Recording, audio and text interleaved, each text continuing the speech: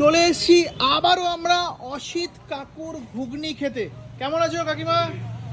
এ পাশে কাকু আর কাকিমা মিলে কিন্তু দোকানদারি করছে। একটু দেখাও না ঘুগনিটা। এই খুলে গেল ঘুগনির ডেচকি। বাহ, দারুণ। আগে যেরকম ভাবে করা হতো এখনো সেম ভাবেই করা হচ্ছে, কিন্তু আগে রাস্তার পাশে ছোট্ট একটা ভ্যান নিয়ে বিক্রি হতো, এখন একটা নতুন দোকান নিয়েছো। কবে থেকে নিলে? 2 বছর হয়েছে। বাহ, এটা কিন্তু দেখেও আমাদের বেশ ভালো লাগছে। একটু দেখাও না ঘুগনিটা, ঘুগনিটা একটু তুলে দেখাও। বাহ, খাসির মাংস। কত পিস মাংস থাকে একটা প্লেটে? কত পিস যায়? 5-6 পিস যায়।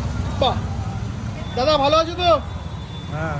বাহ, এই লোকটার ভিডিও আমি করেছিলাম, অনেক আপনারা ভালোবাসা দিয়েছেন। আজকে কিন্তু এই লোকটার একটা নতুন দোকান হয়েছে, সেই দোকানেও আজকে আমরা কভার করতে আসলাম। যে বা যারা বসিরহাট থেকে আমার ভিডিও দেখেন, গোলদারপাড়া মোড়